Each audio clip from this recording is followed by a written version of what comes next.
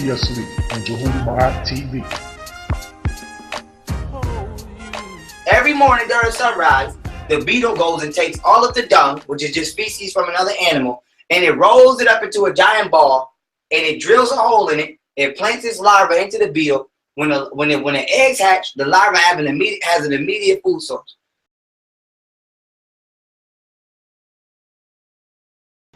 It's called Khepper, which we know as the scarab beetle. Everybody likes Egyptian iconography, has seen the scarab beetle, also known as the driller. Why is it called the driller? Well, the scarab beetle is an unusual little insect because it takes a ball of dung, animal waste, rolls it up, and then deposits its eggs in the dung. So when the young are born, they immediately have a food supply. When the eggs hatch, the larva has an immediate food source.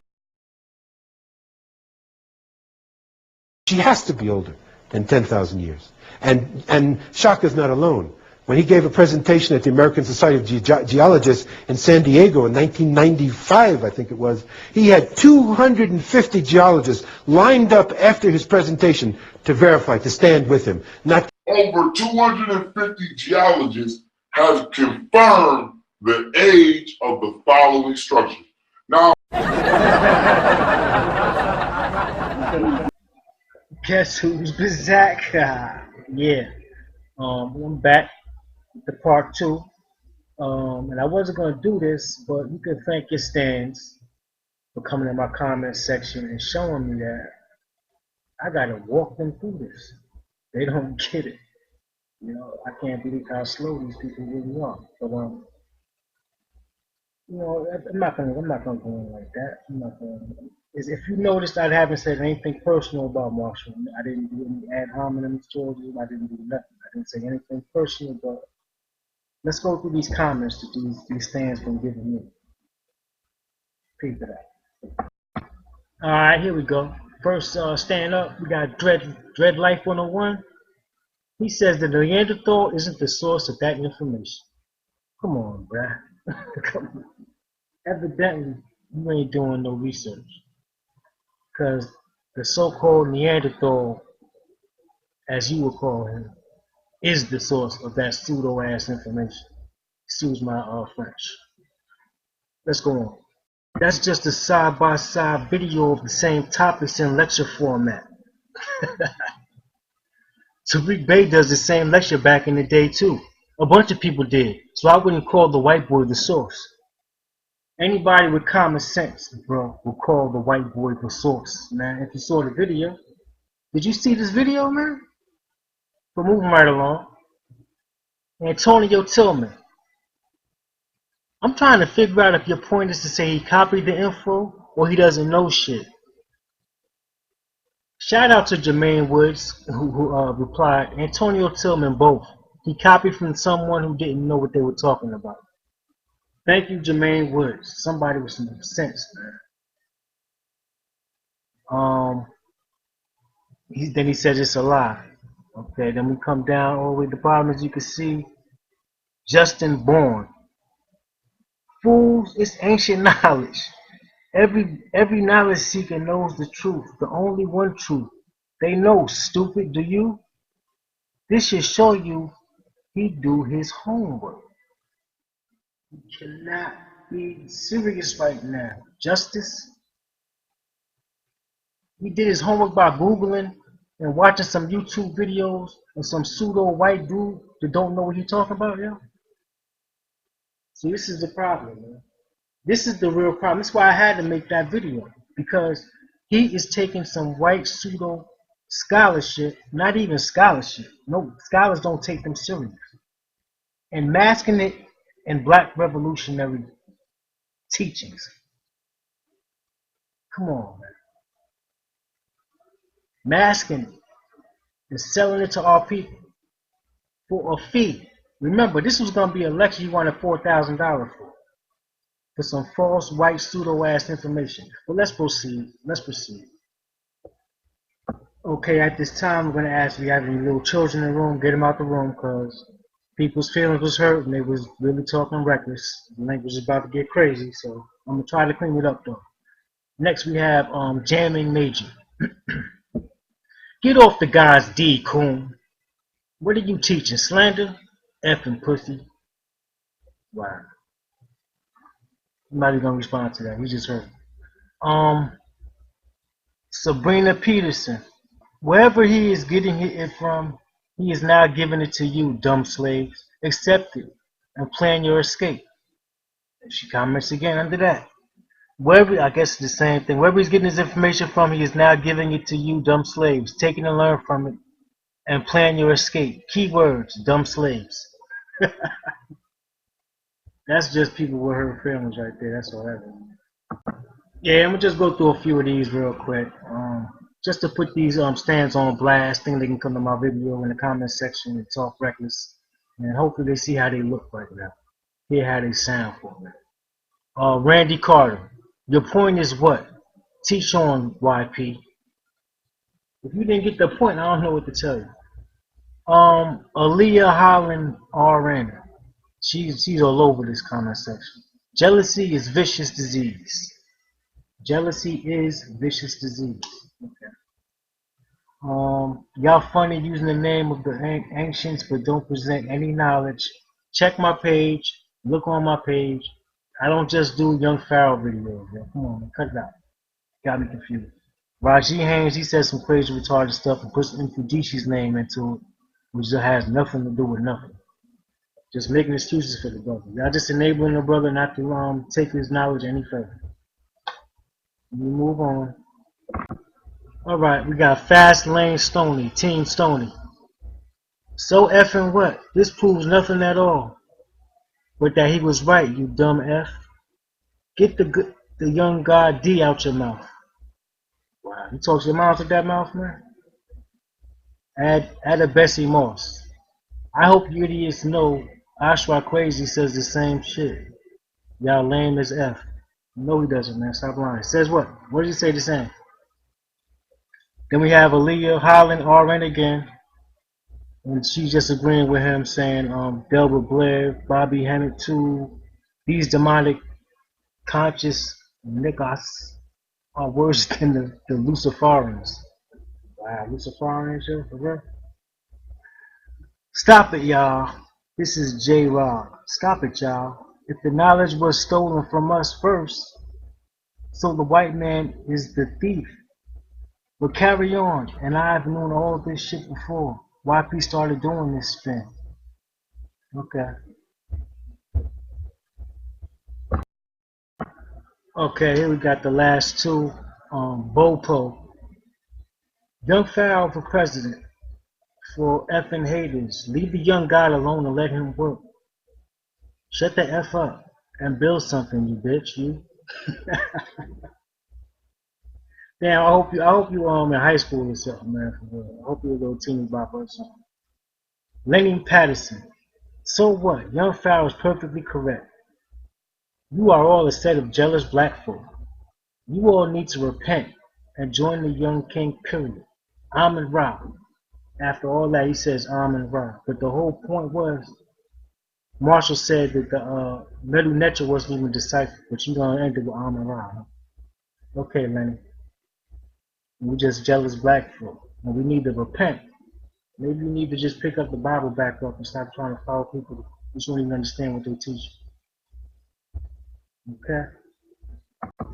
Yeah, so I just had to add this little ad-lib section real quick to let y'all know that these stands ain't stopping me from discouraging me from bringing out the truth and attacking his information. Because that's basically all I did was attack his information. No ad hominems, no attacking his personal life, none of that. Straight information and killing him. And showing you where he got his info from and the kind of dude he got it from. And I'm about to get into a little more of that right now. These geologists ain't a part of no secret society. They're not part of no Egyptology society. They're not part of no corrupt shit. They just some white motherfuckers who got money and technological equipment, and they went over there and they told the truth. I got involved with the Rosicrucian Order, AMOC, in San Jose, California, where I was a staff research scientist for 2 years, known as Tutmo's third title. He's very important because I have a major chapter in Rosicrucianism. Any of you is interested in the true history of the Rosicrucian Order, we deal with it in my book. Goes back to ancient Egypt. This man, by the Rosicrucians themselves today, is considered the traditional founder of the Rosicrucian Order, going back to 1450 BC. Next. This is the man who was the modern imperator of the Rosicrucian Order, Dr. Harvey Spencer Lewis, who founded the order in 1915 in New York City. I write in detail about him. He fulfilled a prophecy that was told to him in 1999 when he was initiated in France, where it was said it would be the reincarnated soul of Amenhotep IV, Akhenaten, who would reestablish the Rosicrucian Order in the land where the eagle spreads its wings. So you niggas have been bamboozled. Wow, did you hear that? Did you hear that? Did Marshall get cloned? Tell me Marshall got cloned, Joe, because I could have swore it's the same brother who said the white people are Neanderthals, reptilian shapeshifters, they can't access the ancient ancestral knowledge. The list goes on and on. Now all of a sudden there's good white people now. Now these are the good ones. Man, come on, man. Yeah, we obviously have too many people, grown ass people, that believe anything people tell them to. They love their personality, believe anything they tell them. So in that case, man, I got some invisible air umps I'm trying to sell, so hit a brother up, yo. Only $29.95. Shipping and handling included. So hit a brother up, man. You know what I'm saying? Support. Plus I'm trying to get a new house, so I'm starting to go from there. I want to try to help me pay this white man so I can pay my mortgage off, give me a house. But all jokes aside, man, it's just we need some checks and balances here, because what Marshall is doing, along with Private Elliot, they are telling you that our great scholars, some of our greatest scholars, man, like Giap, Theophilo Benga, recently, and Bowley, even Asar Imhotep, they put in real work, you know. He's telling us that they're just Masons, Negropeans, Masonic Negropeans, this teaching white scholarship.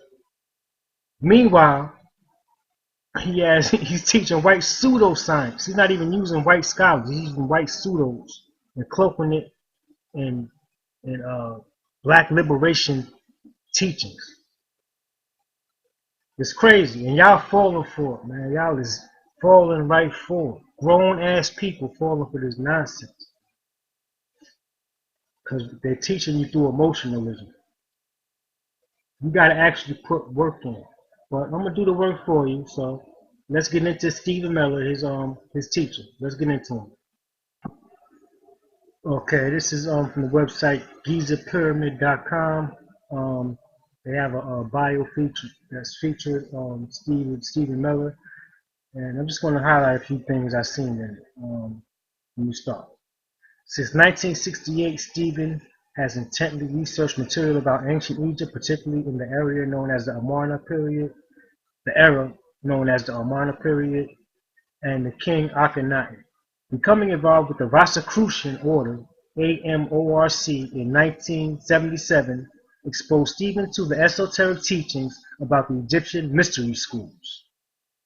All right, so I want to highlight that he's in the Rosicrucian Order, and that exposed him to esoteric Egyptian mystery schools, all pseudo. None of that stuff is actually on the pyramid walls, stele, tablets, nothing.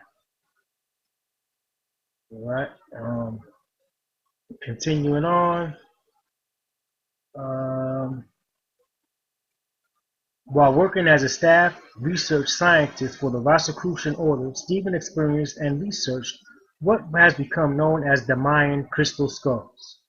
So here we go with the crystals now. All right. In 1992, Stephen met Egyptian-born Egyptologist and indigenous wisdom keeper Abd el-Hakim Awiyan. And if you remember Marshall's lecture, he says the Awiyan of indigenous Egyptians, that's where the sacred knowledge comes from. But later on, I'm going to show you exactly who this Hakim is. You know, That being said, Egyptology is made up by Europeans to hide the true origins of African history and what is known today as Egypt. The Ayuwani tribe in Giza have never been displaced from their land, okay, and have confirmed the findings of Kemetology by their holding of 65,000 years worth of history through oral tradition. So, bitch, I'm not running over there to get no goddamn first-hand account of Kemet. I'm not running over there to get no first account information of Kemet. 92, I went to Egypt for the first time, and I met the man who is my teacher, and his name is Abdel Hakim Awiyan. Everybody knows him as Hakim. He's a well-known tour guide. He is retired now, but he has over 50 years experience in the field as a tour guide. Most people have been to Egypt and say, oh, I know Hakim. He's a great tour guide. Well, in the early 1990s, he also revealed himself as an indigenous wisdom keeper, part of an oral tradition. Now, people who know Native American traditions who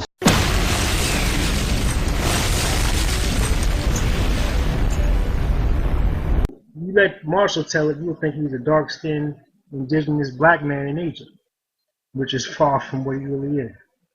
So moving on, since 1988, Stephen has also been active in the field of astrology and has done private, natal, and progressed chart readings.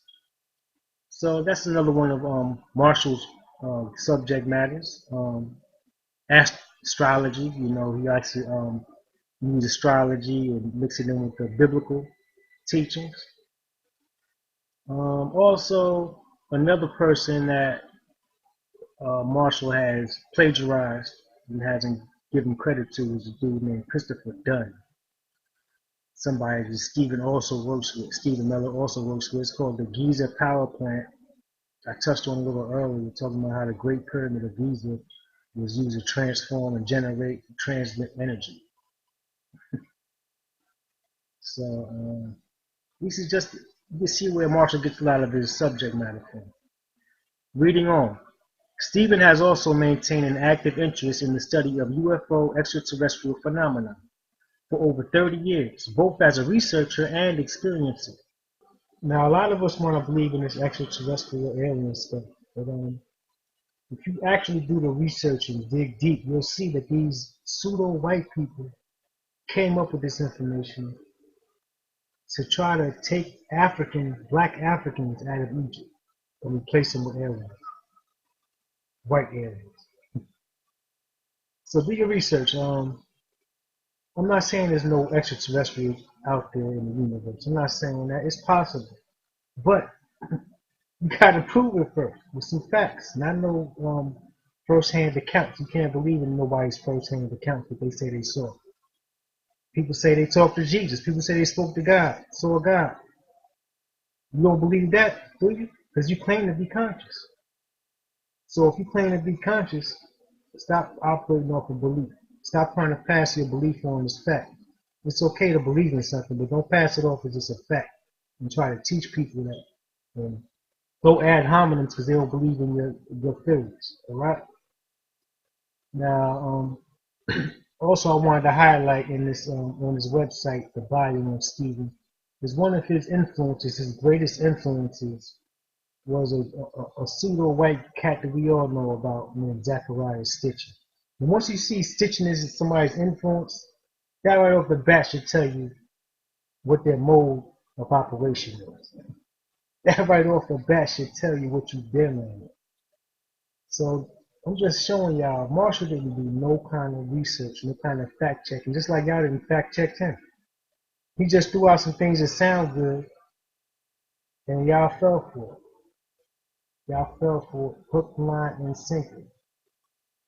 Now I want to get into this Rosicrucian order that Stephen Miller, Marshall's teacher, is a part of. Because Marshall and also Private Seti, during their lecture, they try to act like they're so against Freemasonry and white Masonics and black Masons and the Rothschilds and the royal family line and all. They get into all of that stuff. But if you're so against them, why are you using people as references and sources to bring back to the black community who are also parts of these secret societies. Now let's get into who the Rosicrucians are. All right, all Marshall had to do was just like he always does, Google Rosicrucian order. I wish I know he knows this information out here. He just wanted to keep it from you. But let's get into it right on Wikipedia. And they got the references at the bottom that you can check. Let's go. Rosicrucian can refer to one of several things. As a cultural movement also referred to by historian Dame Frances Yates as the Rosicrucian Enlightenment. It arose in Europe in the early 17th century after the publication of the Rosicrucian Manifestos, which purported to announce the existence of hitherto unknown esoteric order to the world and made seeking its knowledge attractive to men, as Marshall has done in our community by bringing this white pseudo-science, cloaking it in black liberation. Let me continue on. As the mysterious doctrine of the aforementioned order it is allegedly built on esoteric truths of an ancient past which concealed from the average man, provide insight into nature, the physical universe, and the spiritual realm. It's just crazy, man. The manifestos do not elaborate extensively on the matter, but clearly combine references to the Kabbalah, Hermeticism, and the imagery of Christianity. So you right back in church again. You know, the Kabbalah, Hermeticism, that is stolen knowledge from Kemet. That's why being part of the session, Mani Medu Netre, we go through the glyphs twice a week on YouTube Live, but we don't see y'all on there. Why do we do this? So we don't have to rely on pseudo people that's talking about a Kabbalah or Hermeticism. We go right to the source on the walls, primary sources, not some secondhand European just made up stuff, mixing it with Christianity and India and the Far East and all this other kind of stuff. Let me continue on. By promising a spiritual transformation at the time of great turmoil, the manifestos tempted many figures to seek esoteric knowledge. 17th century occult philosophers such as Michael Meyer, Robert Flood, and Thomas Vaughan interested themselves in the Rosicrucian worldview. According to historian David Stevenson, it was influential to Freemasonry as it was emerging in Scotland.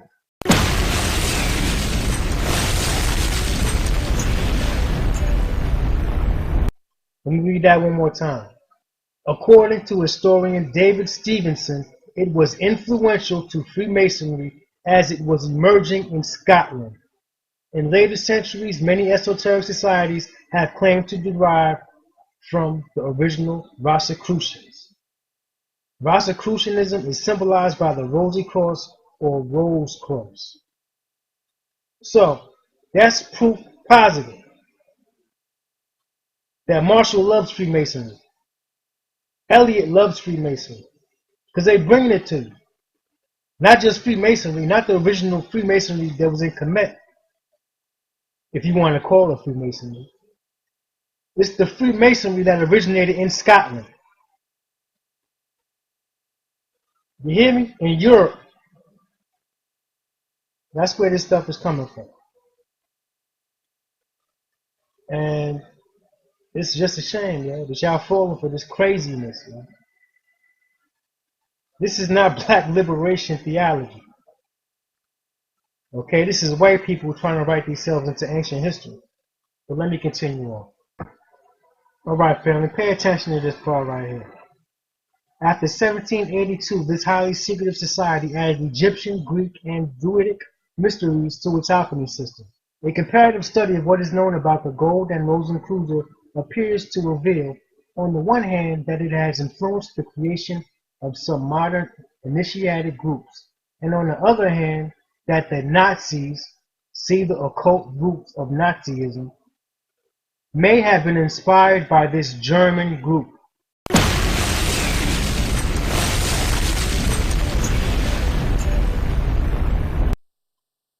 Alright, so rewind that and listen to it again so you can see how Marshall is bringing Nazi teachings and cloaking them in black liberation theology.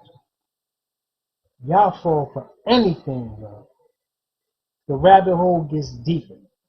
Now, this order came to the United States in the year of 1915. So let me read this part for you right here. And you know what us black people was doing in 1915, right? So you know it wasn't part of no shit like this thing. But as you see today in the conscious community, social community, this is big business, it seems like. We're talking about this stuff. But let's get into how it was big business back then too. Okay. First official manifesto was issued in the United States in 1915, announcing the establishment of Rosicrucian activity in America. May Banks Stacy, the co-founder of AMORC, was said to be one of the last successors to the original colony of Rosicrucians that settled in America during the late 17th century and the initiate of the Rosicrucian of the East. Lewis became a secret partner of big business in America. According to railroad magnate Arthur Stilwell, no other man has exerted a greater influence as a secret partner in America for free enterprise than Lewis. Walt Disney was once a member of the AMORC, as was Star Trek creator Gene Roddenberry. Jack Palance's daughter, Holly Palance, who played, I think, Lois Lane in the old Superman movie, and many other well-known individuals who prefer to remain anonymous. The AMORC headquarters were located in New York City, San Francisco, and then Tampa before moving to San Jose, California in 1927. All right, that's just a little background on some of the people that was involved with it over here in the United States. Now I'm gonna let y'all let Stephen say what it is in his own words. I'm gonna just go through. I'm gonna let y'all see. I'm gonna clip up this video so y'all can see Stephen Miller, Marshall's teacher, just break it down in his own words what he teaches. I'm your host Mo, and today on the show we have expert alternative researcher and author Stephen Mailer. Stephen is the author of a new book called Land of Osiris, and he operates a website called GizaPyramid.com. Presently, he specializes in synthesizing the theories of academic Egyptology with the arcane wisdom tradition known as the sacred science of ancient Egypt, the true history of Egypt. This is really a great podcast where he goes over some of his alternative theories on why the pyramids were built and what they were used for. Can you please tell the audience about who you are and your background? Certainly. It's actually getting close to 50 years of research now. Wow, okay. My path, to give prehistory and archaeology since the mid-'60s, late '60s, in fact, and actually is in 1968, I came across a book again. It's always these incidents, a book that was actually the last work that Sigmund Freud had done before he died. It was involving with an archaeological site that had been found in Egypt, and a king who had a name Akhenaten. So I became obsessed with this particular king. Freud was positing that this king was actually the forerunner of Judaism, of what we call Mosaic Judaism. Moses was a priest of this king.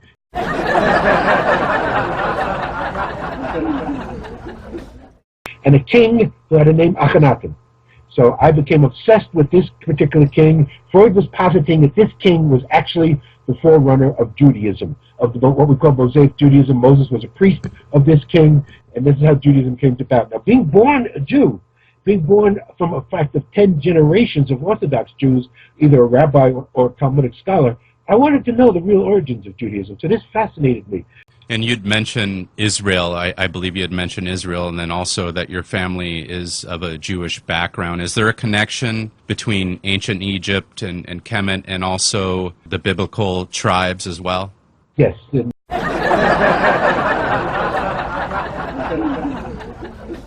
That we talk about that in Land of Osiris, and I talk about that more in From Light into Darkness. Hakim taught that the original Hebrews were not Semites. They were not Semitic from origin. They were African people. So that he also, he gave us the teaching that what Kemet was originally made of, and Kemet means the black land. Egypt is a Greek word. It really comes from the Greek term het kapata, Hegipatos, which was just one site, which today is Memphis. It was just one site, the capital. The civilization Chem, the black land, the rich, dark, alluvial soil that the Nile deposits, that was the civilization. So these original Hebrews, the original inhabitants who had built the Egyptian pyramids and so forth, would have been the race of the black African. Well, no. Okay. No.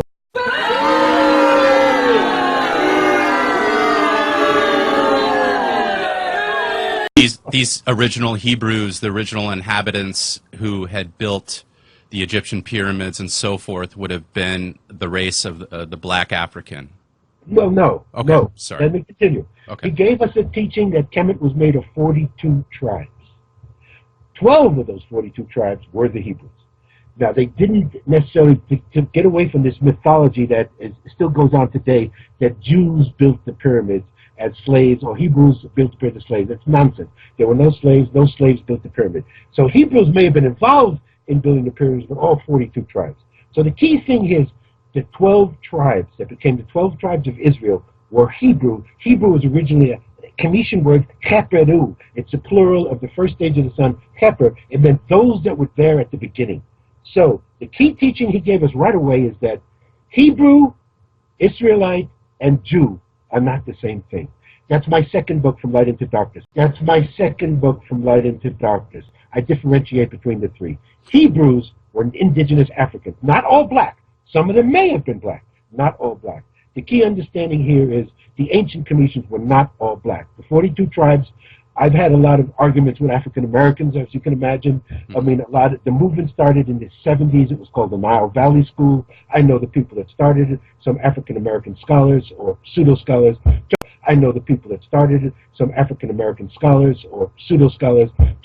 I know the people that started it, some African American scholars or pseudo-scholars, tried to intimate because of racism we weren't recognizing, and it had to do actually with a statement made by the great W.E.B. Du Bois in 1906. This is the first black man that ever got a PhD and used to teach at Harvard.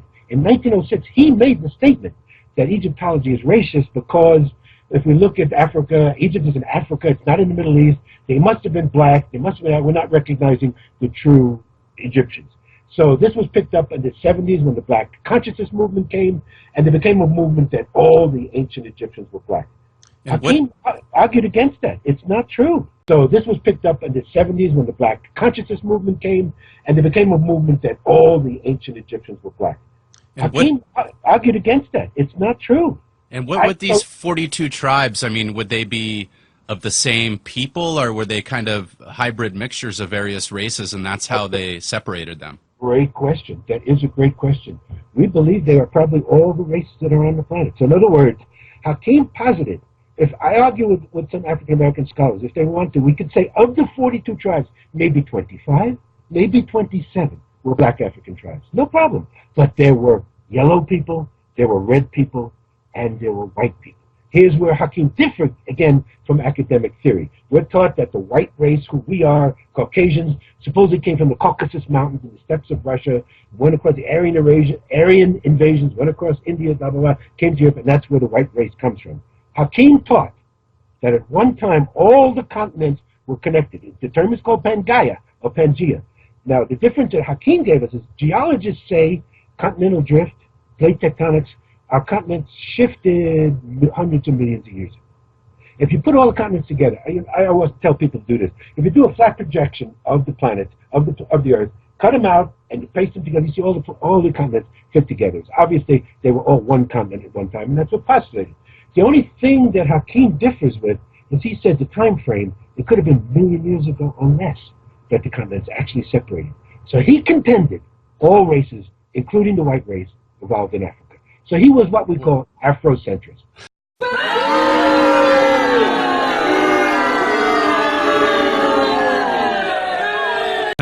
And let me add to that a little bit, Stephen. I want to let you know that I had a DNA test, and what is interesting to me is that, when I got the certificate back, supposedly telling me the tribes and the people I descend from, it would be... I would love to do that. I would love to do that. Yeah, so it came back the Phoenicians, the Greek Hellenes, and the Celts. So basically, I'm a member of three various people.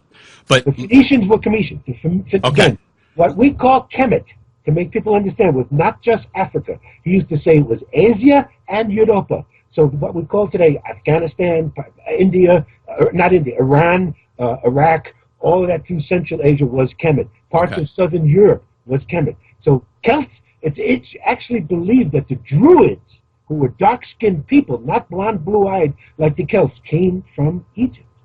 I know. But the fact is, if you walk the streets of Cairo today, you will see every type of human being that has ever been on this planet. Hakim once took me out to a site, and one of the keepers, one of the antiquities police, the guard that was helping us find him, I looked at this man. He had red hair, red handlebar mustache. He looked like a Scotsman, and this was an Egyptian. But it wasn't until it ended the cataclysm, was no longer a machine, that it began to be used as a temple of initiation. And all the great initiates, I believe, like Akhenaten, like Jesus, like Moses, were all initiated in the Great Pyramid. But